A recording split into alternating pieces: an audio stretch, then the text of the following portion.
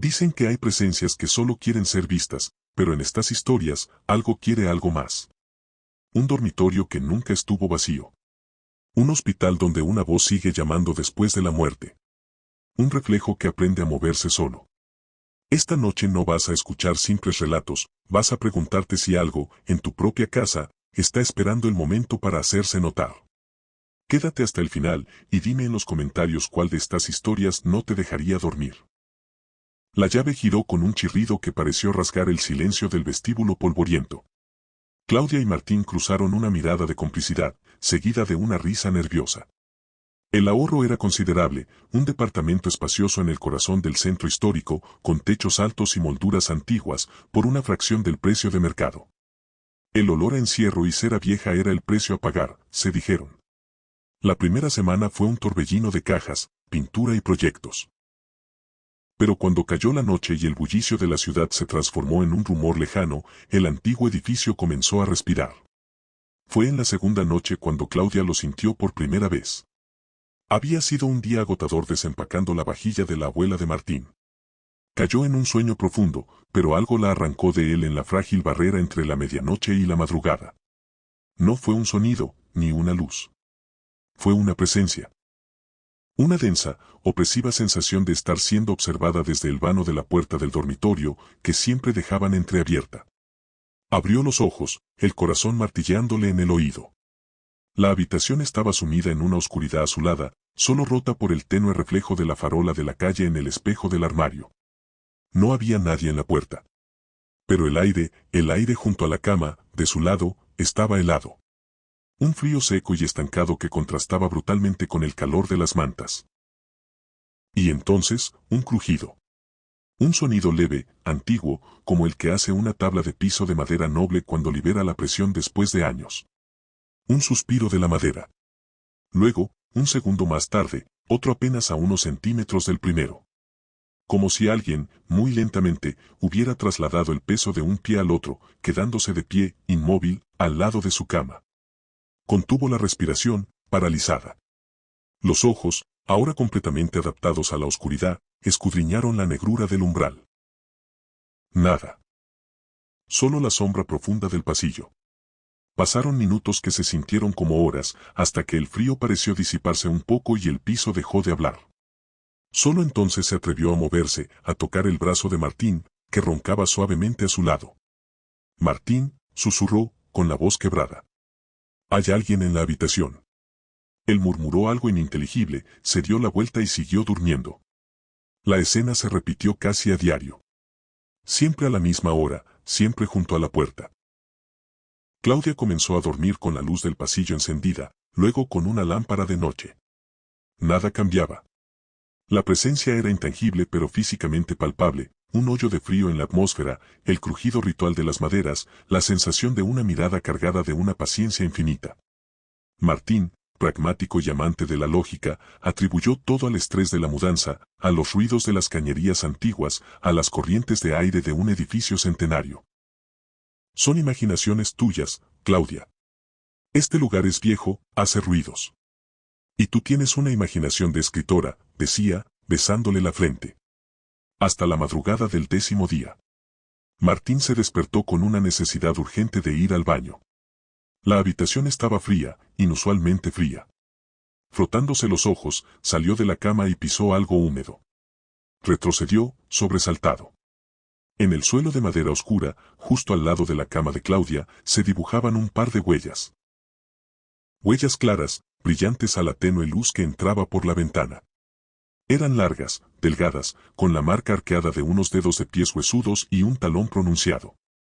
Parecían recién hechas, como si alguien con los pies mojados hubiera salido del baño que había junto al dormitorio, un baño pequeño y lúgubre que, de mutuo acuerdo, no usaban porque preferían el más grande del pasillo. Martín sintió un escalofrío que no tenía que ver con la temperatura. Siguió el rastro con la mirada. Las huellas nacían, efectivamente, en el umbral del baño pequeño, avanzaban 2 pasos hacia la cama de Claudia y allí, se desvanecían. No había huellas de regreso. Despertó a Claudia, ya no con escepticismo, sino con una urgencia contenida. Ella, al ver las marcas en el suelo, palideció. No dijo te lo dije. No hizo falta. Con una toalla, Martín limpió las huellas. El agua era fría y limpia, como de grifo. El baño pequeño estaba seco, el suelo de baldosas blancas inmaculado, la bañera con una capa de polvo. La llave del agua no goteaba. Al día siguiente, Martín llamó al dueño, el señor Salinas, un hombre mayor de modales suaves y mirada evasiva. La conversación fue tensa, llena de pausas incómodas. Ante la insistencia de Martín por las filtraciones extrañas, el señor Salinas suspiró, un sonido cargado de décadas de peso. No son filtraciones, dijo finalmente, su voz un hilo. Mire, yo debía haberles dicho antes, pero el precio era tan bueno.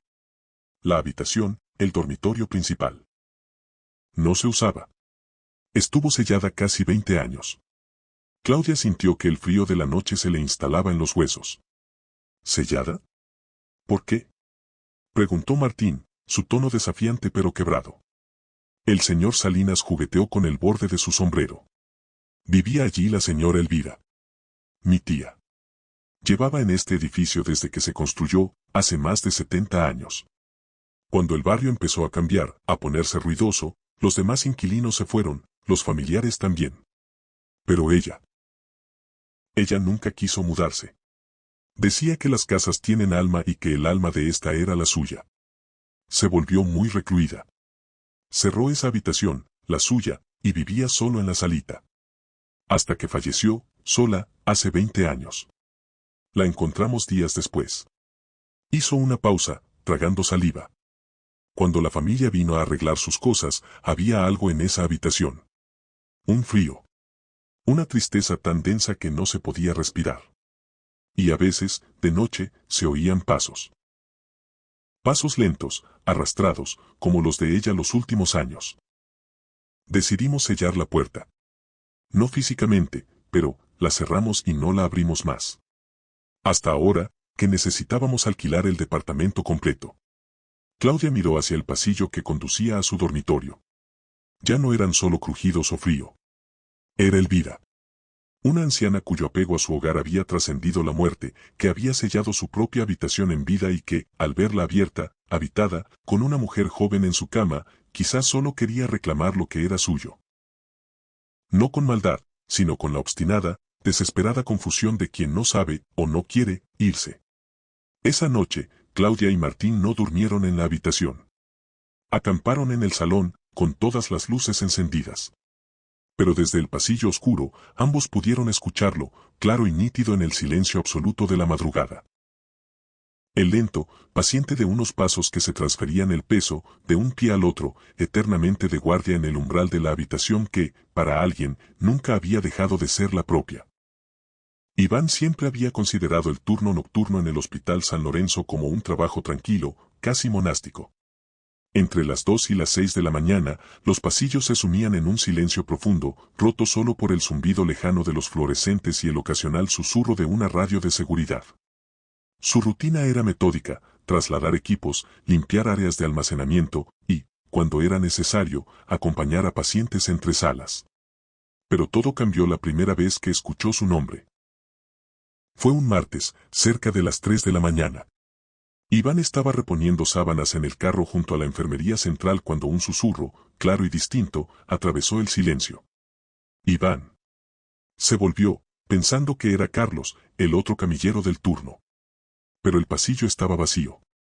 El sonido había venido del este, donde comenzaba el ala antigua, una sección del hospital clausurada hacía más de una década por reformas que nunca llegaron. La puerta de doble batiente, siempre cerrada con un candado oxidado, pareció vibrar levemente bajo la tenue luz de seguridad. Deben ser los muchachos de mantenimiento, se dijo, aunque sabía que el personal de mantenimiento no trabajaba de madrugada en esa área. Los siguientes días, la llamada se repitió. Siempre a la misma hora, siempre con la misma cadencia, una voz femenina, ronca, que arrastraba su nombre como si fuera difícil de pronunciar. Iván comenzó a bromear al respecto con sus compañeros. ¿Otra vez la novia del pasillo prohibido, Iván? Le decían. Él se reía, pero la risa le sonaba falsa incluso a sus propios oídos. Porque una madrugada, mientras trasladaba una bomba de infusión al piso de pediatría, la reconoció. No era una voz cualquiera. Era la voz de la señora Elvira Campos. La señora Elvira había estado internada en la sala 307 por una neumonía severa. Iván la había trasladado varias veces a radiología. Era una mujer menuda, de cabello blanco como la nieve y una sonrisa amable a pesar del dolor. Le gustaba que le contara historias de su pueblo mientras la empujaba por los pasillos. Había fallecido hacía más o menos 5 semanas. Y ahora, su voz, inconfundible por su tono pausado y el leve temblor de la edad, lo llamaba desde el lugar más imposible. La curiosidad, mezclada con una punzante necesidad de ponerle fin al asunto, fue más fuerte que el miedo. Una noche, después de la tercera llamada, Iván dejó el carro de limpieza y se acercó a la puerta del ala antigua. El candado colgaba, abierto. No estaba roto, simplemente abierto, como si alguien lo hubiera desbloqueado con una llave. Con el corazón latiéndole en el oído, empujó una de las batientes. El aire que salió era frío y olía a polvo, desinfectante viejo y algo más, algo dulzón y desagradablemente familiar, el olor a enfermedad crónica, a cuerpo que se rinde. Los fluorescentes del pasillo parpadeaban intermitentemente, proyectando sombras danzantes sobre las paredes desconchadas. A lo lejos, al final del corredor, una camilla de ruedas oxidadas se perfilaba contra la penumbra. —¿Señora Elvira? —susurró Iván, sintiéndose ridículo. No hubo respuesta. Solo el crujido de una lámpara a medio desprender del techo. Dio unos pasos adelante. Sus zapatos de goma resonaban de forma anormalmente alta en el silencio sepulcral. La camilla, que había estado al final del pasillo, ahora estaba a solo unos metros de él, desplazada sin que hubiera nadie alrededor. Sobre ella, una sábana grisácea y arrugada. Desde una de las alas abiertas a la derecha, una cortina de hospital, de un verde descolorido, se movió. No fue el vaivén de una corriente de aire, sino un movimiento lento, deliberado, como si alguien la estuviera apartando con cuidado para mirar. Iván sintió que el aire se le helaba en los pulmones. Retrocedió, tropezando con sus propios pies, y salió corriendo del pasillo, empujando la puerta de batientes tras de sí. No se detuvo hasta llegar a la iluminada seguridad de la enfermería central. Al día siguiente, con la luz del sol filtrándose por las ventanas y disipando los fantasmas de la noche, Iván fue al archivo. Sus manos temblaban ligeramente mientras hojeaba el registro de defunciones del mes anterior. Allí estaba, Elvira Campos. Fecha de fallecimiento, 15 de octubre. Hora, 03. 17 a.m.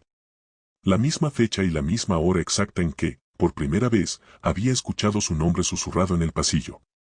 Desde entonces, Iván evita el ala antigua con la devoción de un creyente evitando un templo profanado. Toma rutas más largas, inventa tareas en el extremo opuesto del hospital. Pero la voz no se ha ido.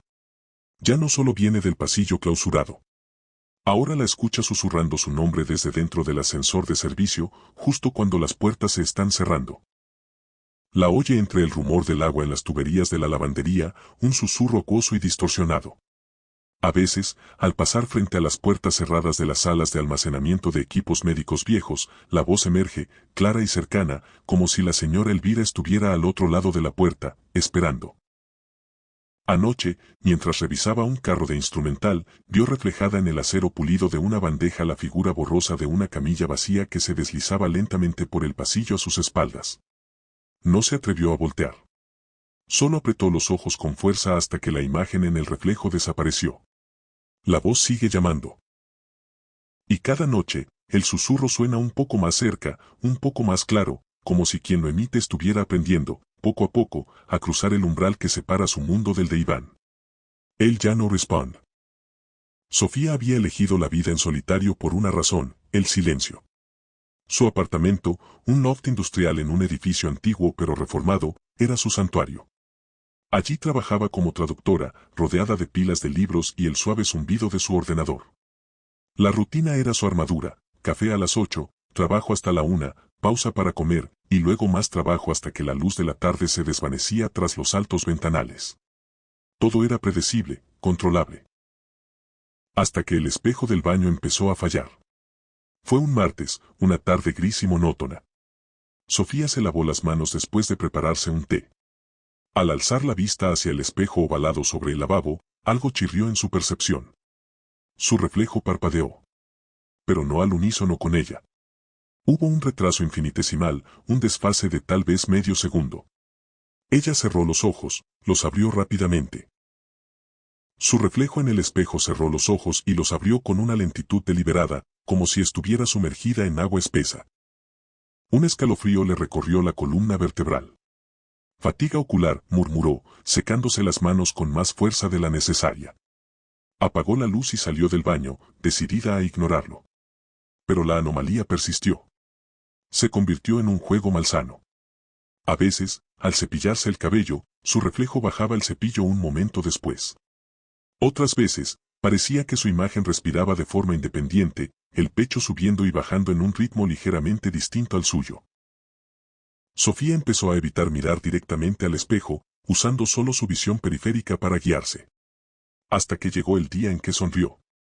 Había terminado un proyecto difícil y, aliviada, se estiró frente al espejo del dormitorio, un gesto instintivo de satisfacción. Su rostro en el cristal permaneció serio, inexpresivo. Sofía frunció el ceño, confundida. Entonces, lentamente, las comisuras de los labios de su reflejo se curvaron hacia arriba en una sonrisa amplia, desprovista de cualquier calor. Una sonrisa que ella no estaba haciendo. El corazón le dio un vuelco tan violento que creyó desmayarse. Gritó, un sonido ahogado y ronco, y arrancó la sábana de la cama para cubrir el espejo de un tirón. Fue el inicio del ocultamiento. Usó sábanas, fundas de almohada, incluso la bolsa de tela de la compra para cubrir cada superficie reflectante de la casa. El espejo del baño, el del dormitorio, la pantalla apagada del televisor, incluso el frente pulido de la nevera. Su hogar se transformó en una cueva de telas colgantes y formas ocultas. Pero la sensación de ser observada no solo no desapareció, sino que se intensificó. Era una presión constante en la nuca, un susurro de aliento que nunca llegaba a oírse, la certeza absoluta de que no estaba sola. Dormía con la luz del pasillo encendida y la puerta del dormitorio cerrada con llave. La noche del incidente definitivo, Sofía había intentado trabajar hasta tarde, pero la concentración era imposible. Se levantó para ir al baño, moviéndose como un autómata en la penumbra. Había dejado una pequeña esquina del espejo del lavabo descubierta, solo lo suficiente para ver si se había enjuagado bien la cara. Era un riesgo estúpido, pero la costumbre era poderosa. Se inclinó sobre el lavabo, el agua fría corriendo sobre sus muñecas. Alzó la vista hacia esa franja de cristal desnudo. Y la vio. Detrás de su propio reflejo, en el fondo de la imagen del baño, había otra mujer. Era idéntica a ella. Llevaba la misma camiseta desgastada, el mismo pantalón de pijama. Pero su postura era ligeramente encorvada, como si el peso de los años la hubiera doblado. Su rostro era el de Sofía, pero agotado. Ojeras profundas, como pozos de sombra, bajo unos ojos que parecían haber llorado hasta secarse. La piel, pálida y cetrina, estaba surcada por líneas finas de una espera interminable. Esa otra mujer estaba allí, inmóvil. Mirando al frente con una resignación absoluta, como si hubiera estado años, décadas, esperando en ese mismo lugar, en ese mismo baño, detrás del cristal. El grito se atascó en la garganta de Sofía. Con un movimiento espasmódico, giró sobre sus talones, el corazón martilleándole en los oídos. El baño estaba vacío. Solo el zumbido tenue de la bombilla y el goteo del grifo. Temblando, volvió la cabeza, forzándose a mirar de nuevo al espejo. Su reflejo ya no la imitaba. No se movía para ajustarse a su giro. Estaba quieta, de frente, mirándola directamente a los ojos. La expresión en ese rostro de cristal era ahora una mezcla de curiosidad infinita y una paciencia feroz. La mujer exhausta había desaparecido. O quizás se había fundido con el reflejo. Pero los ojos eran diferentes. Tenían una conciencia propia. Sofía retrocedió, tropezando con el borde de la bañera. Corrió del baño, cerró la puerta de golpe y se desplomó contra ella, jadeando. Desde entonces, Sofía vive en un mundo sin reflejos. Se viste por tacto, evita los charcos en la calle, ha cubierto hasta el más mínimo fragmento de cristal o metal pulido. Pero la sensación es insoportable. Sabe que está ahí, al otro lado. No es un eco, ni un fantasma. Es algo que aprendió a observarla a través del espejo, que estudió cada uno de sus movimientos, que conoció su rostro mejor que ella misma. Y ahora, en la oscuridad de su mente, surge el terror más profundo, la pregunta que la mantiene despierta en la noche, escuchando si el susurro de las sábanas que cubren los espejos es solo el aire, o el roce de algo intentando aprender, paso a paso, a moverse sin ella. A salir. A ocupar su lugar. Porque Sofía ya no teme al reflejo. Teme el día en que el reflejo decida que ya no la necesita para existir. El motor del taxi ronroneaba con un sonido cansado, como si también anhelara el descanso. Eran las 3 de la madrugada y Raúl llevaba ya 8 horas al volante, recorriendo las calles desiertas de la ciudad. El aire nocturno era frío y húmedo, prometiendo una neblina que pronto se arrastraría desde el río. Había aprendido a reconocer los patrones de la noche, los borrachos alegres que salían de los bares, los trabajadores del turno de limpieza, los insomnes con miradas perdidas. Pero esa madrugada sería diferente. La vio parada bajo la luz amarillenta de un farol en la avenida del Puente. No hacía señas, simplemente estaba allí, inmóvil, con un vestido claro que parecía flotar alrededor de sus piernas a pesar de la ausencia de viento. Raúl redujo la velocidad casi por instinto. Cuando se detuvo junto a ella, la puerta trasera se abrió antes de que pudiera ofrecer el servicio. Al final del camino de la ribera, número 47, dijo una voz suave, casi un susurro, desde el asiento trasero. Raúl asintió, sintiendo un escalofrío que atribuyó al cansancio. Puso el taxímetro y emprendió el camino hacia la zona industrial cercana al río. En el espejo retrovisor, solo podía distinguir una silueta pálida contra la oscuridad del asiento. Intentó entablar conversación, como solía hacer para romper el tedio de las noches lentas. ¿Regresa tarde a casa?, preguntó, mirando hacia el espejo. No hubo respuesta. Por aquí hay pocos vecinos a estas horas, intentó de nuevo. El silencio era tan denso que podía escuchar el tic-tac del reloj del tablero. Decidió concentrarse en la carretera. La neblina comenzaba a formarse, serpentinas blancas que se enroscaban sobre el asfalto. Cuando llegaron al camino de la ribera, una calle estrecha y mal iluminada que bordeaba el río, Raúl encendió las luces altas.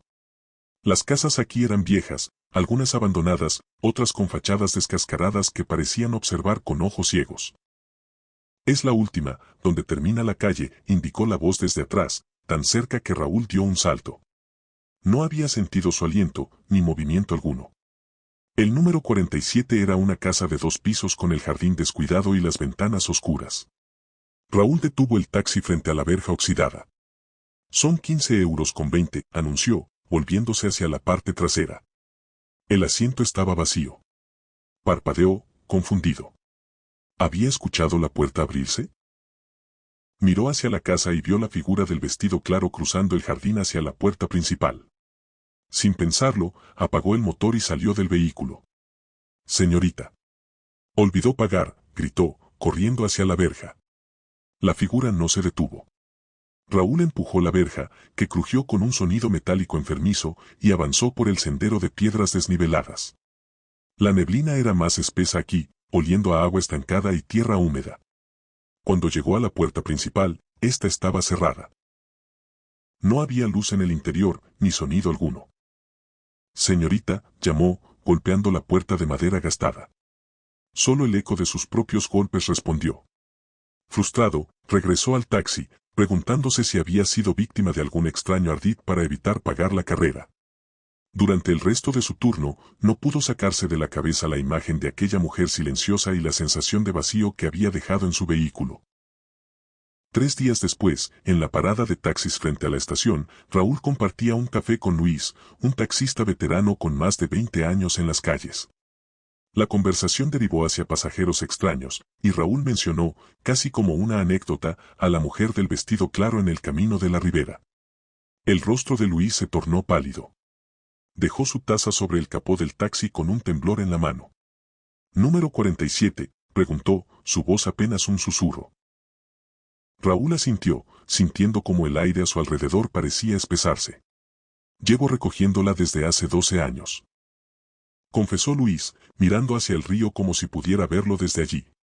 Siempre a la misma hora, siempre con el mismo vestido, siempre hacia la misma casa. Nunca paga. Nunca habla. Y nunca. Hizo una pausa, tragando saliva, nunca la veo salir de la casa cuando paso por allí de día. Raúl sintió un frío que le recorrió la columna vertebral. ¿Por qué sigues recogiéndola entonces? Luis bajó la mirada. Porque la primera vez que me negué, mi taxi se averió durante una semana. La segunda, mi mujer enfermó de algo que los médicos no supieron diagnosticar. Es mejor no enfadarla. Esa noche, Raúl no pudo dormir.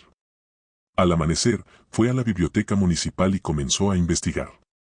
Los archivos del periódico local revelaron la historia. Hacía 15 años, una joven llamada Elena Morales había muerto en un accidente en el camino de la Ribera. Regresaba de una fiesta a las 3 de la madrugada cuando su coche se salió de la carretera y cayó al río.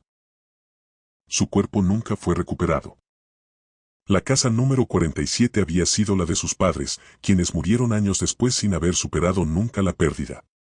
Raúl dejó el turno de noche. Consiguió un trabajo diurno en una empresa de reparto, alejándose de las calles oscuras y la neblina del río.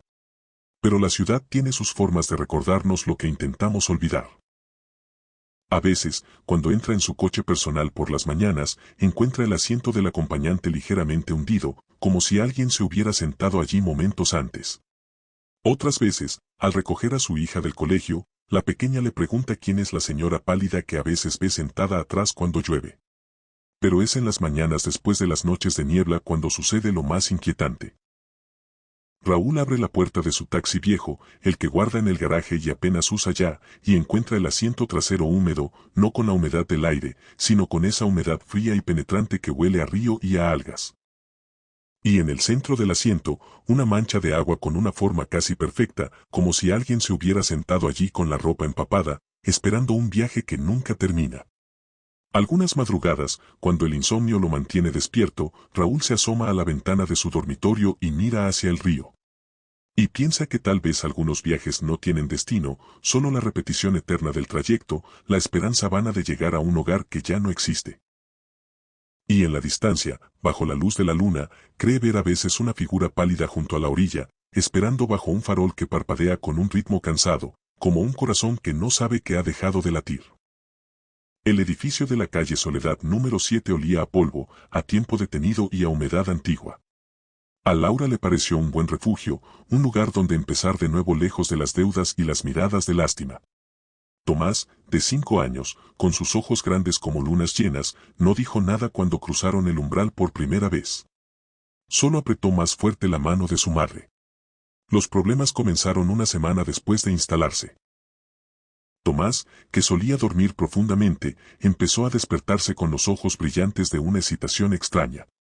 «Mamá, mi amigo de la pared vino otra vez», anunció una mañana mientras desayunaban gachas. «Juega a las escondidas conmigo cuando tú duermes». «Se esconde muy bien, pero siempre lo encuentro». Laura sonrió, atribuyéndolo a la vívida imaginación de un niño solo en un lugar nuevo. «¿Y cómo se llama tu amigo?» Tomás encogió los hombros. «No tiene nombre. Solo es el niño de la pared. Dice que hace mucho frío dentro, pero que conmigo se siente menos solo». El aire de la cocina, de repente, pareció más denso. Laura desechó la sensación. Pero las menciones continuaron, cada vez más específicas. Tomás describía juegos de canicas que resonaban hueco dentro de los tabiques y susurros que le contaban historias de antes de la oscuridad. La primera noche que Laura oyó los pasos fue un martes. Un clic-clac minúsculo, como de pies descalzos y pequeños, recorriendo el pasillo desde la puerta del armario empotrado hasta la habitación de Tomás. El corazón le latió con fuerza contra las costillas. Agarró el bate de béisbol que guardaba bajo la cama y salió, encendiendo todas las luces. El pasillo estaba vacío, silencioso, salvo por el suave ronroneo de la nevera. La puerta de Tomás entreabierta. Dentro, el niño dormía plácidamente, una sonrisa leve en sus labios. Al día siguiente, con una sonrisa forzada, preguntó a la vecina del tercero, una mujer joven con un bebé. La mujer palideció ligeramente. «No sé nada, yo llevo poco. Pero la señora Eulalia, la de la planta baja, lleva aquí desde que se construyó el edificio. Ella sabe todas las historias». La señora Eulalia era un esqueleto fino cubierto por un chal de lana, a pesar del calor. Sus ojos, nublados por cataratas, parecían mirar más allá de Laura, hacia algún punto del pasado. «El niño de la pared», susurró, y su voz sonó como el roce de hojas secas. Sí, lo recuerdo. Fue en el invierno del 59. Los dueños de entonces, unos avaros sin escrúpulos, querían ampliar el ático para alquilarlo. Una reforma ilegal, claro. Contrataron a un albañil borracho y su aprendiz, un chiquillo de no más de 12 años, huérfano, que hacía de peón. Hizo una pausa, tragando saliva con dificultad. Hubo un derrumbe. Una viga mal colocada. El patrón, para evitar preguntas y multas, decidió tapar el hueco con el niño dentro. Lo emparedaron vivo, con los escombros. Dijeron que se había fugado. El edificio pasó por varias manos, pero el frío de ese rincón nunca se fue. Laura sintió que el suelo se inclinaba bajo sus pies. Regresó a su piso con las piernas temblorosas. Esa misma tarde, empezó a embalar. La decisión era clara, irrevocable. Se irían al amanecer.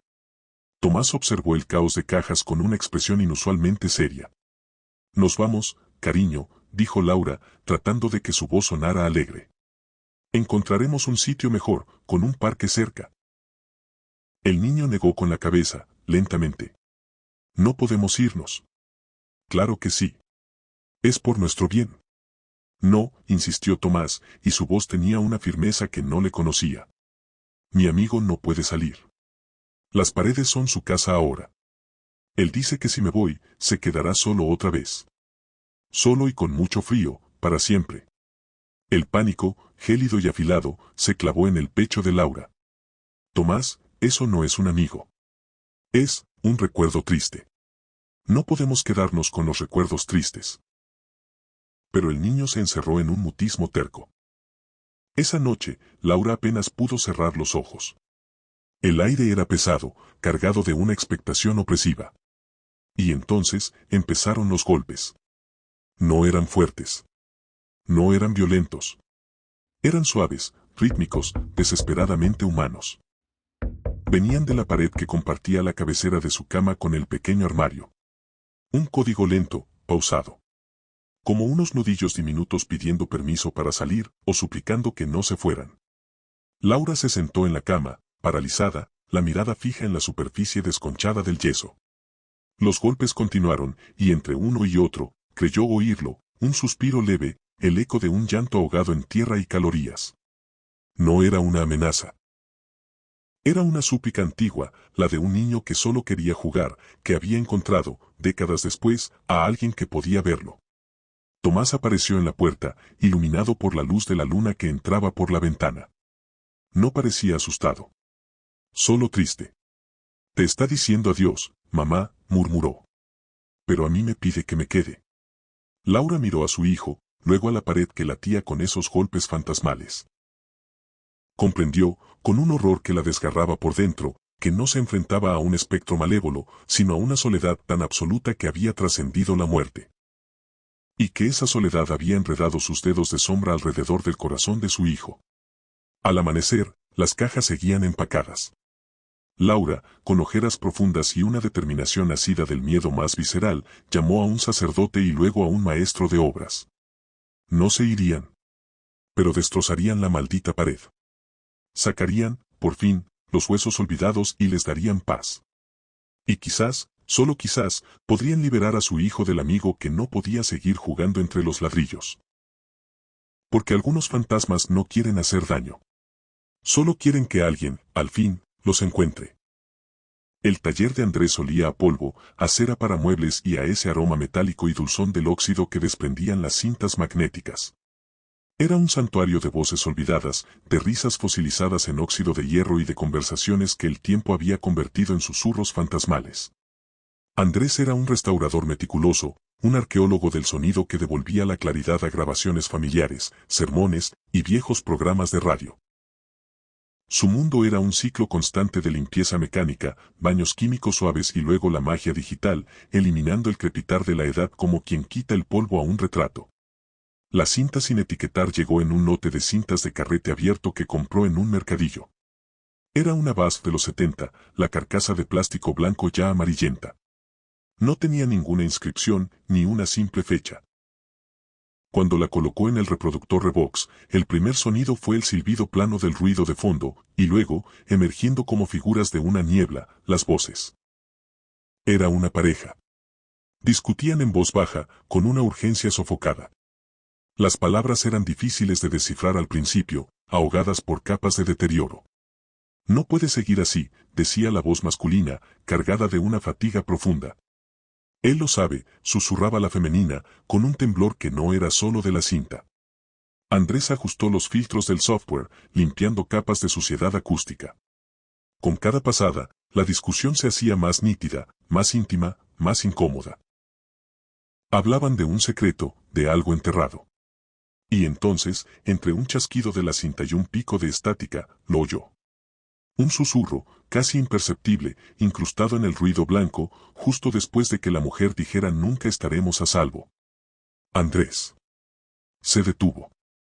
Parpadeó. Sacó los auriculares. Su corazón dio un vuelco contra sus costillas. Sugestión, pensó. El cerebro humano es experto en encontrar patrones donde no los hay, especialmente en el caos del ruido. Respiró hondo y volvió a reproducir el fragmento. Limpió más, afilando los algoritmos de reducción de ruido. Allí estaba. Más claro ahora. No era parte de la discusión de la pareja. Era un susurro ajeno, parasitario, que se colaba en la grabación original. Andrés. La voz era baja, ronca, cargada de una intención que heló la sangre en sus venas. Era su voz. Eso era imposible. Absolutamente imposible. Él no había grabado esa cinta. La había adquirido hacía una semana. Nunca había estado en su poder antes. Temblando, buscó en sus archivos digitales viejas grabaciones de su propia voz, notas de audio que hacía para sus proyectos. Comparó las formas de onda, los tonos. La coincidencia era perfecta. Era él, pero con una cadencia extraña, un cansancio que no reconocía. La cinta continuó. La discusión de la pareja se intensificaba, los susurros se convertían en gritos ahogados.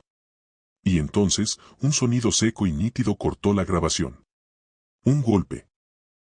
Como un libro pesado cayendo al suelo, o una puerta cerrándose de golpe. Inmediatamente después, una respiración agitada, jadeante, llenó los auriculares. Era una respiración de pánico, de terror absoluto. Y se desvanecía, como si quien la emitía se alejara corriendo o fuera arrastrado. Luego, silencio. Andrés se quedó sentado en la oscuridad de su taller, con los auriculares colgando del cuello. El frío que sentía no era el del aire acondicionado. Era un frío visceral, que le recorría la espina dorsal. Decidió no decirle nada a nadie. ¿Qué iba a decir? ¿Que una cinta antigua susurraba su nombre con su propia voz? Esa noche, impulsado por una morbosa necesidad de confirmar su cordura, volvió al taller. Había enviado a su ayudante a casa temprano. Quería estar solo con el silencio y con la máquina.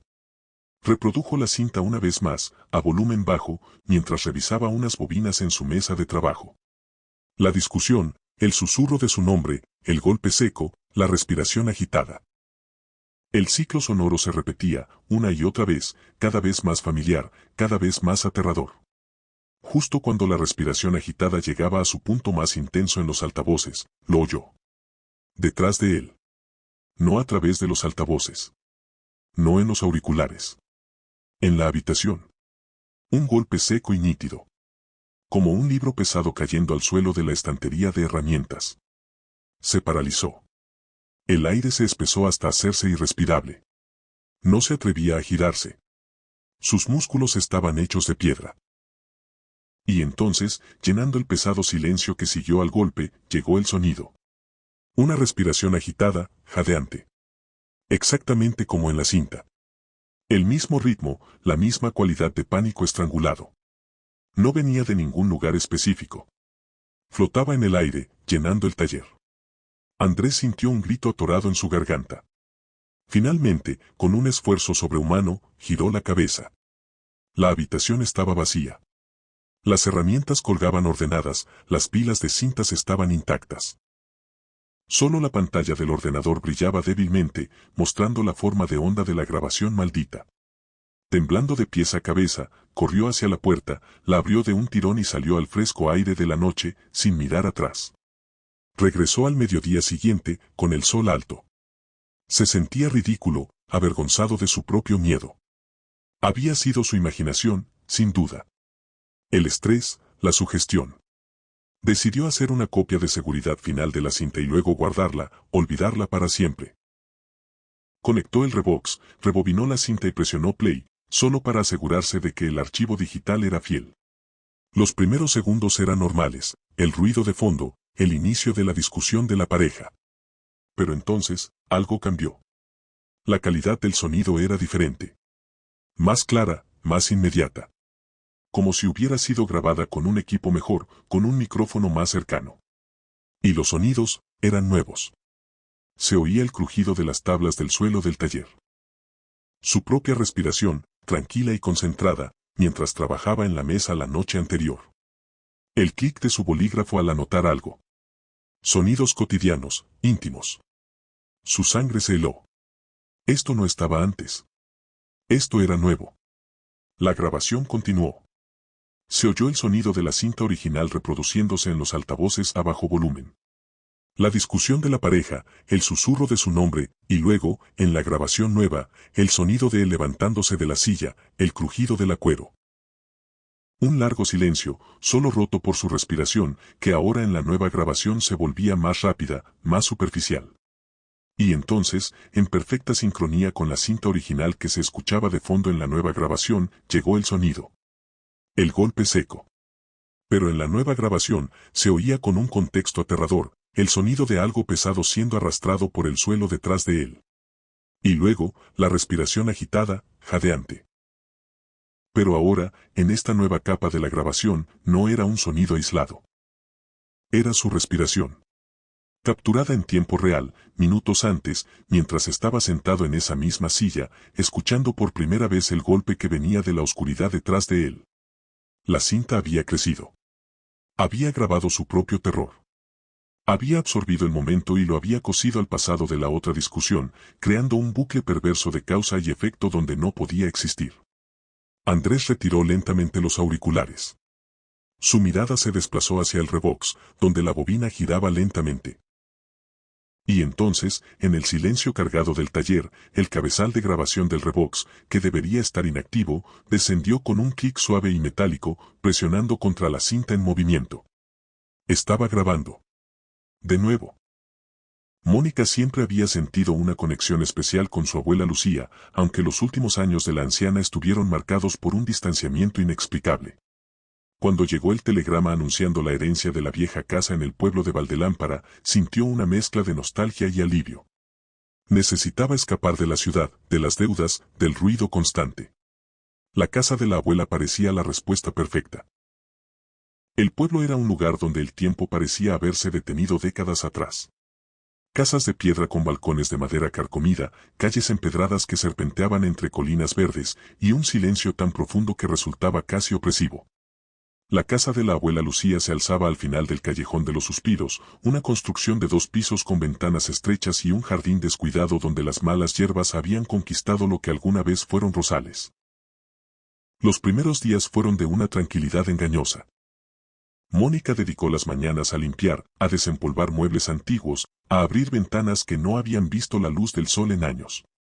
Por las noches, se acostaba exhausta en la cama de su abuela, una estructura de hierro forjado con un colchón que olía a naftalina y a tiempo detenido. Fue en la tercera noche cuando escuchó por primera vez los crujidos. No eran los sonidos normales de una casa vieja ajustándose a los cambios de temperatura. Estos eran rítmicos, constantes, como una respiración lenta y profunda que surgía de las paredes mismas. Mónica despertó con el corazón acelerado, sentada en la cama, escuchando atentamente. El sonido venía de todas partes y de ninguna al mismo tiempo, del piso de madera bajo sus pies, de las vigas del techo, de los armarios empotrados. Crujido, pausa, crujido, pausa, crujido.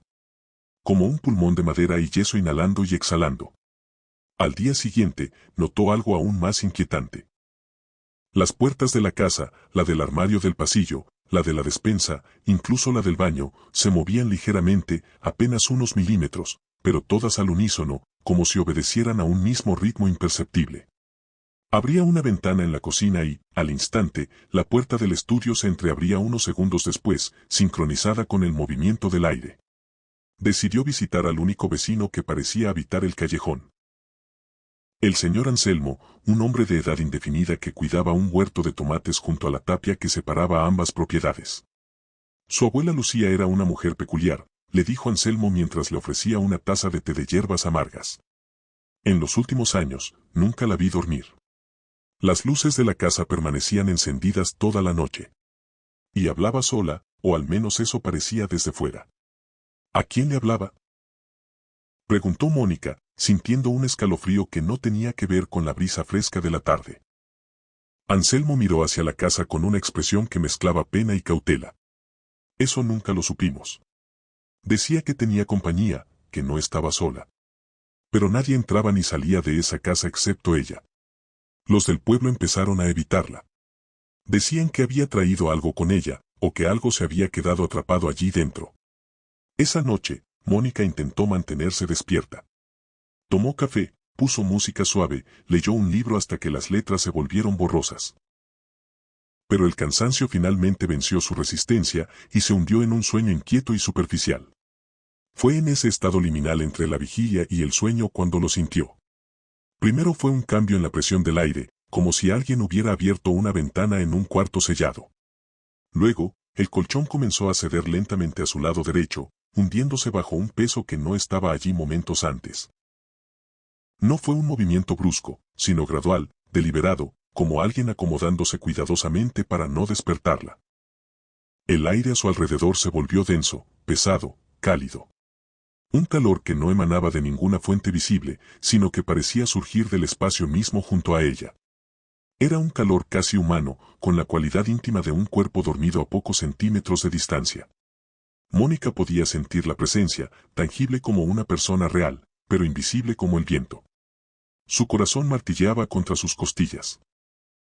El miedo la paralizó por lo que pareció una eternidad, hasta que un instinto más profundo que la razón la hizo extender la mano hacia la mesita de noche y encontrar el interruptor de la lámpara.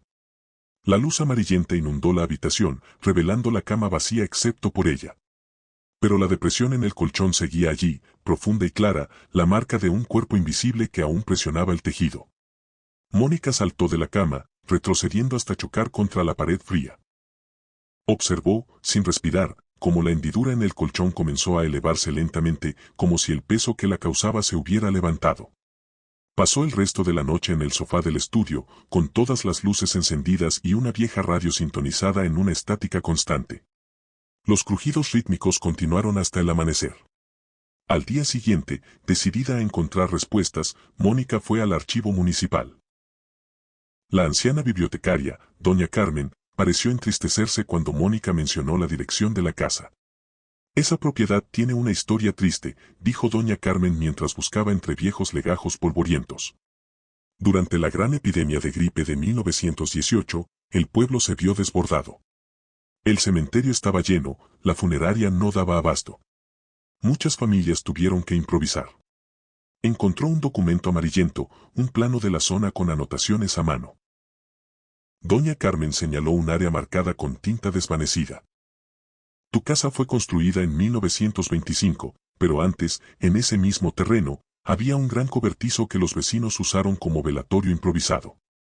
Allí llevaban a los muertos durante la epidemia, cuando no había espacio en sus propias casas para velarlos. Se dice que decenas de cuerpos pasaron por allí, esperando ser enterrados. Mónica sintió que el suelo se movía bajo sus pies. ¿Y mi abuela lo sabía? Doña Carmen asintió lentamente. Todos en el pueblo lo sabían. Pero tu abuela Lucía insistió en comprar ese terreno específico.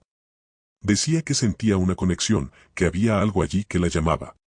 De regreso a la casa, Mónica observó la construcción con nuevos ojos. Cada crujido rítmico ahora le parecía el gemido de una estructura construida sobre el dolor. Cada movimiento sincronizado de las puertas, el eco de un ritual interrumpido. Y la presencia en su cama. Esa noche no se acostó. Se sentó en una silla en el rincón de la habitación, observando la cama vacía. Y entonces lo entendió. Los crujidos no eran aleatorios, seguían un patrón, 3 lentos, una pausa, 2 rápidos. Como un código. Como una respiración afectada por la enfermedad. Las puertas no se movían al azar, sino en secuencia, primero la del armario, luego la de la despensa, después la del baño. Como alguien, o algo, moviéndose por la casa en una ruta establecida, visitando cada habitación, comprobando cada espacio. Y la depresión en el colchón siempre aparecía en el lado derecho, el lado donde su abuela Lucía había dormido durante 60 años. Donde quizás, en sus últimos años, no había dormido en absoluto, sino que había compartido su lecho con una presencia que había llegado con la casa, que había estado allí desde el principio, desde antes de los cimientos, desde los días del cobertizo improvisado donde los muertos esperaban su turno. Mónica miró hacia la ventana, donde la primera luz del amanecer comenzaba a teñir el cielo de gris pálido. Los crujidos habían cesado. Las puertas estaban quietas. Pero sabía, con una certeza que le heló la sangre, que no estaba sola. La casa respiraba. Y lo que respiraba dentro de ella, lo que se acomodaba en la cama junto a ella, lo que se movía por los pasillos en la oscuridad, no era un fantasma singular. Era el eco colectivo de decenas de almas que nunca habían sido veladas adecuadamente, que habían sido apiladas en un cobertizo improvisado, esperando una ceremonia que nunca llegó. Y ahora, heredera no solo de una casa sino de sus habitantes invisibles, Mónica comprendió por qué su abuela nunca dormía. Era difícil conciliar el sueño cuando compartías tu cama con la memoria de una epidemia. El motor del viejo Ford ronroneaba con una cadencia monótona, el único sonido que acompañaba a Elena en su viaje nocturno. Había elegido la Ruta 47 para evitar el tráfico de la autopista, una decisión que ahora comenzaba a parecerle ingenua bajo el manto de una oscuridad tan absoluta que parecía absorber la luz de sus faros. Los árboles, altos y esqueléticos, se alineaban como espectros a ambos lados del camino de ripio, sus ramas arañando el cielo sin luna. Elena ajustó el volumen de la radio, buscando alguna estación que rompiera el silencio opresivo. Solo encontró estática, un sonido blanco y siseante que le erizó la piel. Fue entonces cuando la vio. A lo lejos, en la banquina izquierda, una figura caminaba. No era extraño encontrar peatones en estas rutas secundarias, pensó, aunque a esta hora y en esta soledad resultaba cuanto menos peculiar. Redujo la velocidad instintivamente, esperando que la figura se hiciera más nítida a medida que se acercara. Pero no ocurrió. La silueta, alta y delgada, vestida con lo que parecía un abrigo oscuro, mantenía exactamente la misma distancia, como si el Ford se moviera sobre una cinta transportadora y el caminante fuera solo una proyección. Una punzada de inquietud le recorrió el estómago. Pisó el acelerador suavemente, aumentando la velocidad de 40 a 60 kilómetros por hora. La figura, sin volverse, aceleró su marcha al unísono, manteniendo esa distancia imposible. Elena frenó bruscamente, las ruedas patinaron levemente sobre el ripio. La sombra se detuvo al instante, inmóvil en la banquina, de espaldas. El corazón le golpeaba contra las costillas. Respiró hondo, intentando convencerse de que era una ilusión óptica, un juego de luces y sombras. Decidió probar una última vez. Aceleró a fondo, el motor rugió protestando, el velocímetro trepó a 80, 90. La figura allá afuera comenzó a correr, sus piernas moviéndose con una fluidez antinatural, demasiado rápida para un ser humano, pero siempre, siempre a la misma distancia exacta. Fue entonces cuando el GPS se apagó. La pantalla se volvió negra de repente, sin advertencia. Al mismo tiempo, una fría neblina comenzó a filtrarse desde los costados del camino, envolviendo el auto en un velo húmedo y espeso. Elena miró desesperada el teléfono, sin señal. Estaba completamente sola. Y entonces sucedió. No fue un reflejo en la ventanilla. No fue una sombra proyectada. Fue una aparición gradual, como si la figura hubiera estado siempre ahí y solo ahora decidiera mostrarse. Primero fueron los hombros, altos y angulosos, reflejados en la esquina inferior derecha del parabrisas. Luego la espalda, encorvada. Elena contuvo la respiración, sus ojos clavados en el espejo retrovisor interior, esperando ver el asiento trasero vacío. Estaba vacío. Pero en el parabrisas. La figura comenzó a girar. Fue un movimiento lento, deliberado.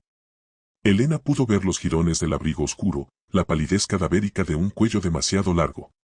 No quería ver la cara.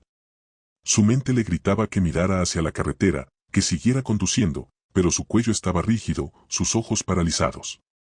La cara que se volvió hacia ella no tenía ojos. Solo cuencas vacías y profundas, como pozos hacia la nada. La boca, una raja horizontal y desprovista de labios, se curva levemente en lo que pudo haber sido una sonrisa. Y lo peor era que no estaba afuera. La imagen no se proyectaba desde el exterior, se materializaba dentro del cristal, como si el ser habitara en el fino espacio entre las láminas de vidrio. Un grito desgarrador estalló de los pulmones de Elena. Perdió completamente el control, sus manos giraron el volante violentamente. El auto salió disparado de la ruta, cayendo por una pendiente lateral en cámara lenta. El mundo se volvió un torbellino de cristales estrellados, metal retorciéndose y oscuridad. La luz blanca y dura del techo del hospital fue lo primero que vio al despertar. Un dolor sordo y generalizado era su nueva realidad. Movió los dedos de la mano derecha, luego los de la izquierda. Estaba viva. Una enfermera con suavidad le explicó las heridas, costillas fracturadas, conmoción cerebral, múltiples contusiones. El auto estaba destrozado. Había sido un milagro que sobreviviera. Al segundo día de su ingreso, recibió la visita del oficial Gutiérrez. Era un hombre de unos 50 años, con un bigote gris y ojos cansados que habían visto demasiado. Tomó asiento junto a su cama, libreta en mano, pero con un aire que sugería que no estaba allí para hacer las preguntas habituales. Señorita Vega, me alegra verla recuperándose, comenzó, su voz era grave y calmada. Repasó los detalles técnicos del accidente, el lugar exacto, el kilómetro 83 de la ruta 47. Cada mención de ese número hacía que el corazón de Elena latiera con fuerza. ¿Y no vio a nadie más en la ruta, otro vehículo, algún animal?, preguntó finalmente, clavando sus ojos en los de ella. Elena tragó saliva. Su boca estaba seca. Había alguien caminando en la banquina. El oficial Gutiérrez no mostró sorpresa. Asintió lentamente, como si confirmara algo. Dejó su libreta a un lado. La ruta 47, dijo, escogiendo sus palabras con cuidado, tiene una historia. No aparece en los informes oficiales, no es algo de lo que hablemos abiertamente. Pero en ese tramo, especialmente entre los kilómetros 80 y 90, tenemos incidentes. Elena lo miró, esperando. Incidentes con conductores solitarios, continuó él. Personas que llegan a la comisaría más cercana, pálidas como la cera, temblando. Algunos con el auto arañado por dentro, como si alguien hubiera intentado salir a garras. Todos cuentan historias similares, una figura que no pueden dejar atrás, apariciones en los cristales, una sensación de compañía indeseable. Hizo una pausa, observando el efecto de sus palabras en el rostro demacrado de Elena. Lo más extraño, susurró, inclinándose un poco, es lo que muchos repiten, incluso después de ser revisados, después de que confirmamos que viajaban completamente solos. Respiró hondo. Dicen que, después de ese tramo, ya no viajan solos. Dicen que se llevaron algo consigo. Elena sintió un frío que nada tenía que ver con la temperatura de la habitación. Miró hacia la ventana de su cuarto, que daba al estacionamiento. Por un instante, en el reflejo del cristal, creyó ver la silueta de unos hombros angulosos justo detrás del oficial Gutiérrez. Cuando parpadeó, no había nada. Solo su propio reflejo, pálido y asustado. El oficial Gutiérrez se puso de pie, recogiendo su libreta. Descanse, señorita Vega. Trate de olvidar el viaje. Pero sus ojos, esos ojos cansados y tristes, decían algo muy distinto, que algunas cosas, una vez vistas, no se pueden olvidar. Y que algunas presencias, una vez adquiridas, no se van. Al salir el oficial, Elena se quedó mirando fijamente la ventana. El reflejo era claro ahora, mostrando la puerta cerrada y la silla vacía. Vacía. Pero en el borde inferior del cristal, donde la luz jugaba con el marco metálico, parecía persistir una mancha oscura y alargada, una distorsión en la luz que no estaba allí antes. Y tenía la terrible sensación, agudizada por cada latido doloroso de sus costillas, de que ya no estaba sola en la habitación. Que algo había venido con ella desde la ruta 47. Y que, como el oficial Gutiérrez había insinuado, ahora era parte del viaje.